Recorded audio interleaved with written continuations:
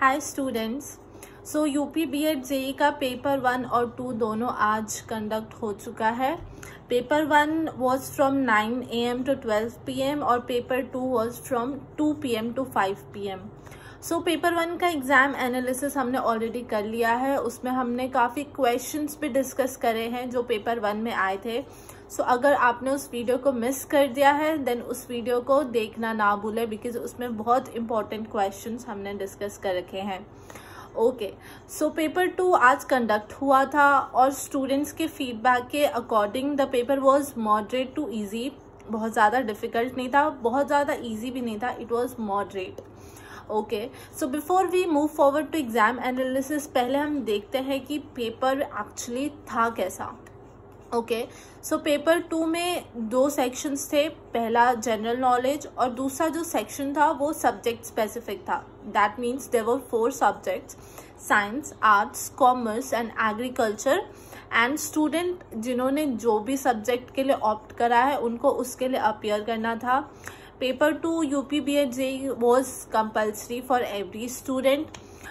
There were 50 questions from each of the section, that means 50 question GK से थे, 50 questions जो subject उन्होंने opt करा है उनमें से थे। टोटल 100 क्वेश्चंस थे। हर करेक्ट आंसर के लिए 2 मार्क्स अलॉटेड थे। That means the paper was for a total of 200 marks and in case of an incorrect answer 1/3 marks deduct होने थे। Okay, so as per the feedback that we have received from the students, the paper was moderate to easy as we have already discussed. The GK was a bit difficult for some students, while some students also said कि जिन्होंने बहुत अच्छे से prepare करा होगा, that mean जिन्होंने topics cover किए होंगे उनके लिए ये डिफ़िकल्ट नहीं था। बट कुछ स्टूडेंट्स ने ऐसा कहा कि हाँ थोड़ा सा उन्हें GK डिफ़िकल्ट लगा था। बाकी सब्जेक्ट्स वाइज जो पेपर था वो उन्हें काफ़ी इजी लगा था। सिंपल क्वेश्चंस थे, कुछ क्वेश्चंस थोड़े ट्रिकी थे बट वो थोड़े ही थे, ज़्यादा नहीं थे। Mostly it was normal paper. Students ने जैसा बताया रीजनिंग से काफ़ी क्वेश्चंस आए थे और रीजनिंग का बहुत ज़्यादा वेटेज था और रीजनिंग इजी भी था बहुत। दैट मीन्स वेटेज तो था ही पेपर में, but paper questions were easy, difficult questions नहीं थे रीजनिंग के, काफ़ी इजी थे। तो रीजनिंग से काफ़ी स्टूडेंट्स खुश थे and they were very excited क्योंकि रीजनिंग में सबने काफ़ी अच्छा अटेम्प्ट करा है। Okay, so based on our analysis and the student feedback, if we talk about what is a good number of attempt for the exam, we can say कि 35 to 40 questions अगर आपने attempt करे हैं exam में correctly, then yes you can get a good marks for the exam. Okay, so now let us discuss कौन से questions, कैसे questions आए थे एग्जाम में। बहुत सारे क्वेश्चंस जो थे वो पेपर 2 में पेपर 1 के सिमिलर आए थे, बहुत सिमिलैरिटी थी। बहुत सारे क्वेश्चंस रिपीट हुए थे पेपर 1 और पेपर 2 के। Questions were from cubes, coding, decoding, history, reasoning, जैसा कि मैंने ऑलरेडी बताया आपको। Okay, so now let's move further and हम देखते हैं कि कौन कौन से क्वेश्चंस जो कि स्टूडेंट ने हमें बताया है जो आए थे पेपर 2 में यूपी बीएड जेई के। Okay, so let us move forward. Okay, so the first question was कि लोधी वंश का संस्थापक कौन था, हु एस्टैब्लिश्ड लोधी वंश। सो इसका आंसर जो था वो था बहलोल मोदी, जिन्होंने इसकी एस्टैब्लिशमेंट जो की थी वो की थी सन 1451 में। Okay, fine. ओके, जो अगला क्वेश्चन था वो था who was the writer of Indica. Indica जो बुक है उसके लेखक कौन है। इसका आंसर होगा Megasthenes. Okay, Megasthenes was the writer of the Indica book. Okay, next question पे चलते हैं।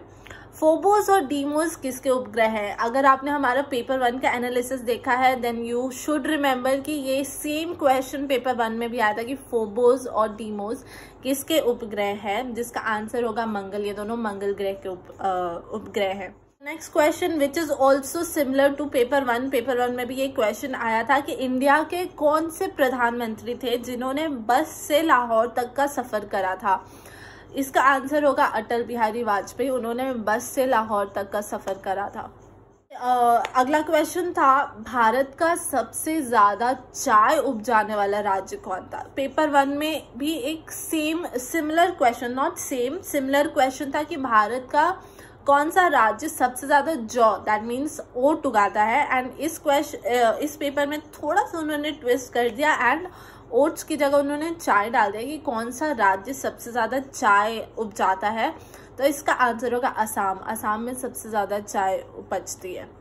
ओके, नेक्स्ट क्वेश्चन वाज मनसबदारी व्यवस्था, दैट इज मनसबदारी सिस्टम किसने स्टार्ट करा था इंडिया में फर्स्ट। तो मनसबदारी का जो मीनिंग होता है वो होता है ओहदा और अ पोस्ट। तो उसकी जो शुरुआत थी वो सबसे पहले इंडिया में अकबर ने करी थी। क्वेश्चन साइमन कमीशन से भी थे। साइमन कमीशन क्या था, क्या पर्पस था, इंडियंस उनमें थे या नहीं, समथिंग लाइक दिस क्वेश्चन आया था।